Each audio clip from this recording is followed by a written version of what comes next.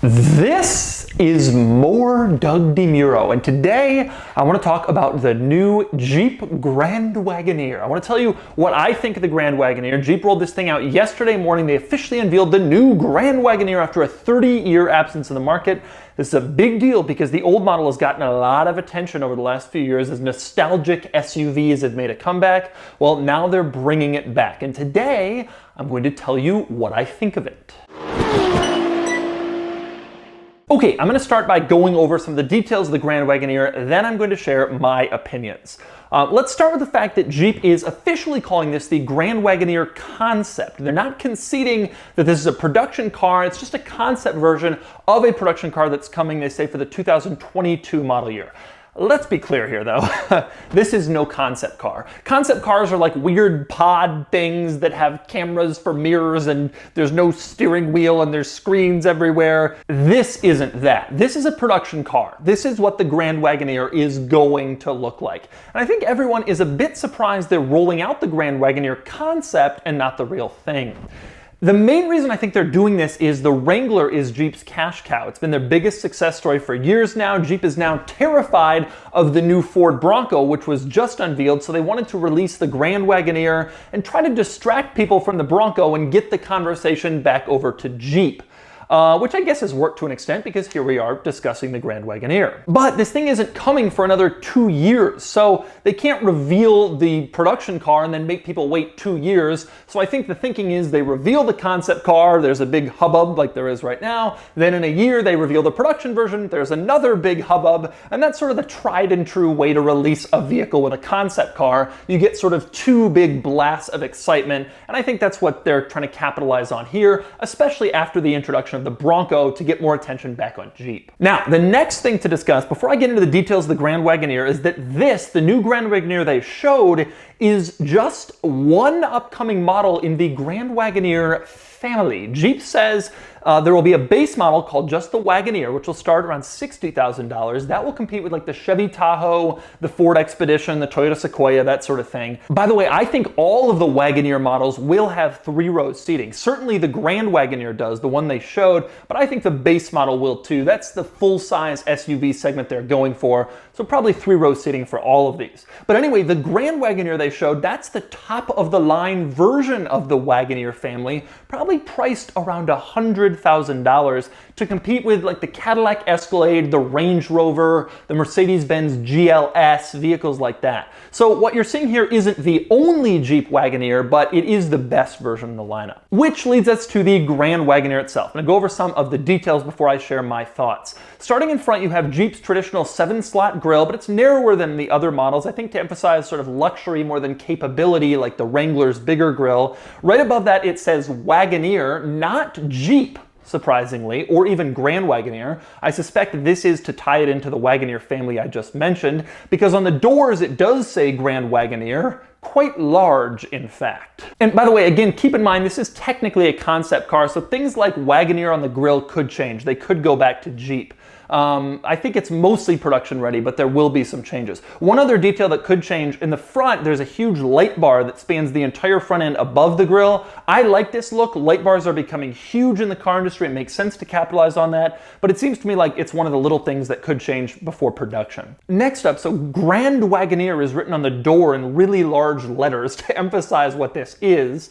And then there's an American flag. Now, interestingly, on the passenger side, the American flag is backwards. There is a reason for this. According to the United States flag etiquette, the field of stars is to be displayed in the highest position of honor, which in a moving vehicle, according to flag etiquette, is at the front. So on the passenger side of vehicles, the correct way to display a flag is backwards with the stars in the upper right. So it looks a little weird, but that's why they've done that. You've learned a little about flag etiquette today. But anyway, more about the side. To me, the most interesting thing on the side, you have body-colored B, C, and D pillars. This is surprising. The trend is to paint at least the D pillar black, but maybe all the pillars to make it seem like the roof is floating. The Range Rover started this trend years ago. A lot of SUVs have followed, even some cars.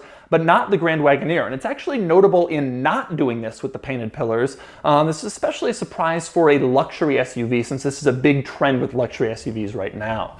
Also on the side, pretty boxy styling. To me, this is no surprise. Jeep is largely known for boxy styling. The Wagoneer is too. You couldn't really bring back the Wagoneer and not have it be boxy, so it makes sense. In back, no surprises here. Tall, upright, light bar across the back, which is kind of the industry trend right now. I think the important detail to mention about the back is the rear window. It sort of looks like it's inset into the tailgate, and there's no obvious wiper sitting on it. My guess is that window rolls down. It did in the old Grand Wagoneer models in the late 80s and early 90s. You would stick the key in the keyhole, twist it, the window would come down, just like in the Toyota 4Runner and the Sequoia, and I suspect that's what we have here, but we'll see. Next up, let's talk interior. And this is, to me, one of the most impressive parts of the whole car. You have 7 screens in this interior. 7. Let me try to get this right. You have a 12.3-inch gauge cluster display, not a huge deal, those are becoming more common.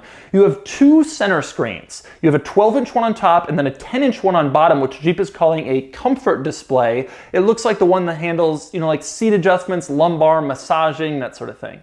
The crazy thing is you have a 10-inch screen over on the passenger side of the dashboard, which I guess has more infotainment and controls.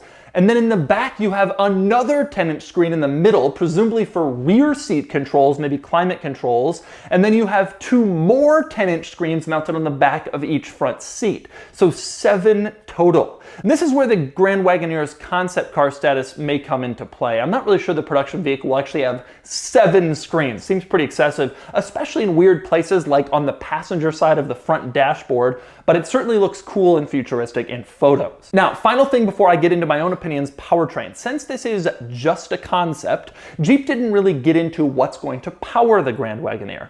But the big thought among my colleagues is it will be a plug-in hybrid.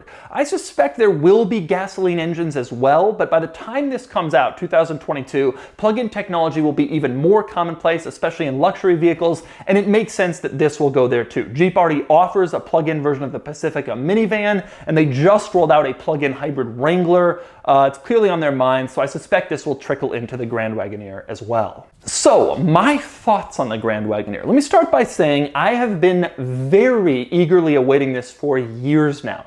Even when Jeep was building the Commander 3-row SUV, I was hoping for a real Grand Wagoneer revival. So it's impressive. Today is the day. It's finally here. And I have to say, I'm a bit disappointed, actually rather disappointed, with a few aspects of it, specifically the styling. Now, I want to be clear. I do not find this vehicle ugly. I don't think it's ugly at all. Quite the contrary, actually. I think it's a gorgeous vehicle. I think it looks really nice. Looks like an attractive new SUV. And anyone who's saying it's ugly, I haven't seen that much, but it always happens when new cars come out. Oh, it's ugly.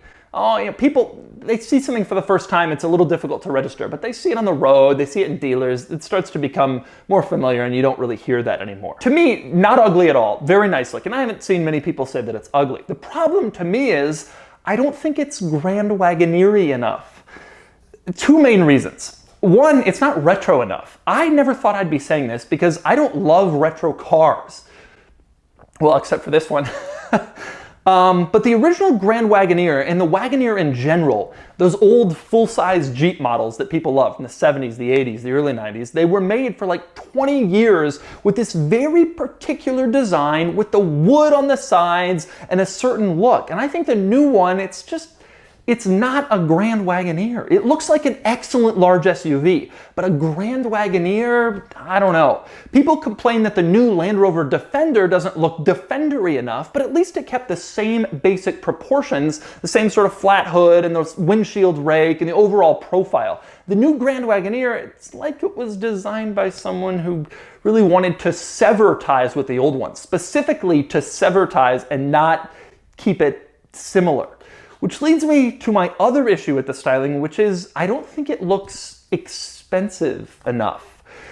I think those body-colored pillars are a big culprit here, but it's not just that. Apparently they're going to charge around $100,000 for the top-level version of this, but to me, this just doesn't look like a $100,000 SUV. It looks like, if I'm being honest, a Chrysler knockoff.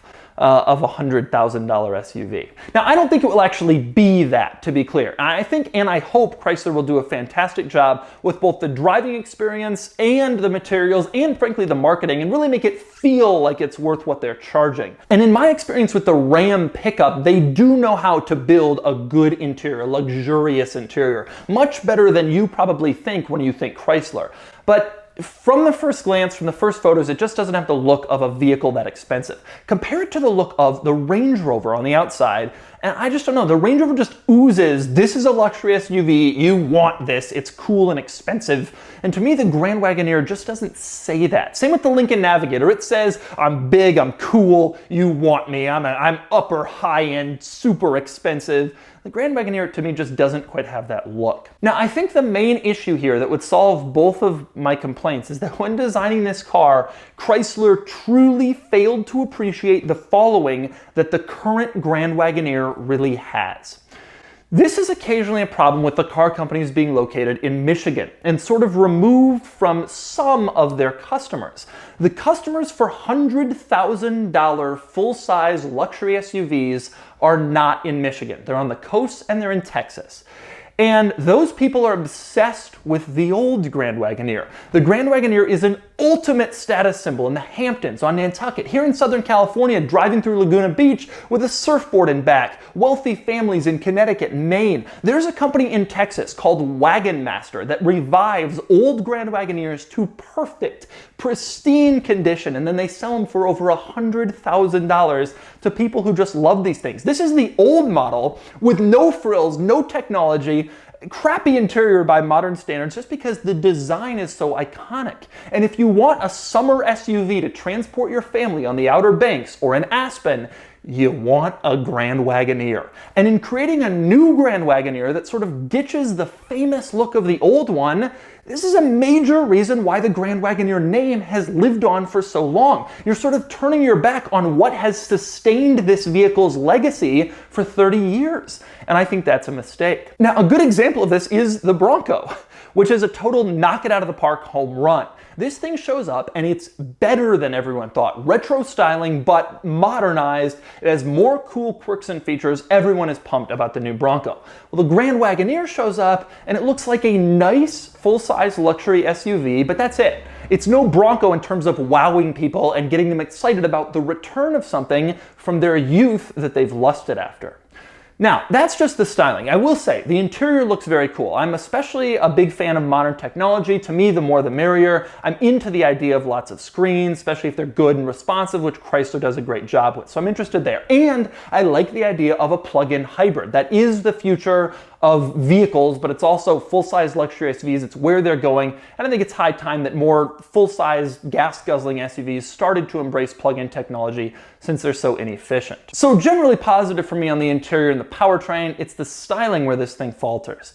Last thing I want to discuss is market position. I think a lot of people might be surprised that Jeep is going to attempt to make a $100,000 SUV. The thinking might be, oh, can Jeep really compete with Mercedes-Benz? Can Jeep really compete with Range Rover? Can Jeep compete with Escalade and Navigator? To me, there's no question about it. People asking this don't understand how cool the Jeep brand is with the wealthy. Rich people, they all have a Wrangler, or they want a Wrangler, or they have a Grand Cherokee. Even though they know it's not the best car in that segment, Jeep gives this persona of off-road capability and like old school luxury, and people love it. And the Jeep brand is really strong in luxury circles, even though they don't make a luxury vehicle. I bet you would find a lot of wealthy people park a Jeep next to their Mercedes GLS or their S-Class or something like that. So this is Jeep finally capitalizing on the fact that, you know, wealthy people buy their cars. And the Jeep brand stands for this capability and this off-roadiness, and so it's the perfect storm for rich people because it makes them feel safe and capable and they can go anywhere, and the brand is strong. So the Grand Wagoneer seems like a good combination for Jeep. The problem will be the dealership experience.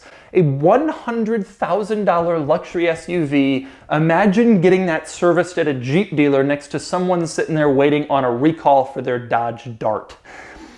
Jeep Chrysler dealers are not exactly known for being the best at customer service, luxury, that sort of behavior. And it's going to be a hard sell to convince people to walk away from Lexus or Mercedes-Benz, where they have fireplaces and classical music is playing, to sit there at a Chrysler dealership with like cheap tile floors and those ceiling tiles that you can push in and fluorescent lights. Is going to be a...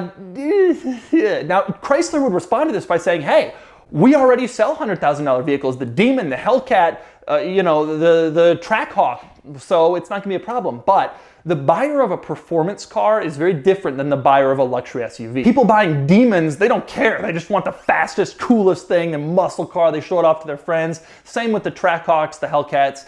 People buying this, they want a luxury vehicle they can take their kids to school in. And when it breaks, they want to have a certain experience that they're used to when they fly first class, when their maid comes in clean, whatever it is. You get my point.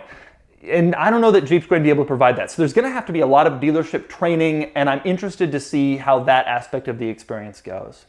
But basically, those are my opinions. One, this is no concept car. I highly suspect this is 98% accurate version of the real Grand Wagoneer, which will come out in production form for the 2022 model year. Two, I like the interior. I like the technology. I hope they do come out with 7 screens. I think a screen on the passenger side is a cool idea.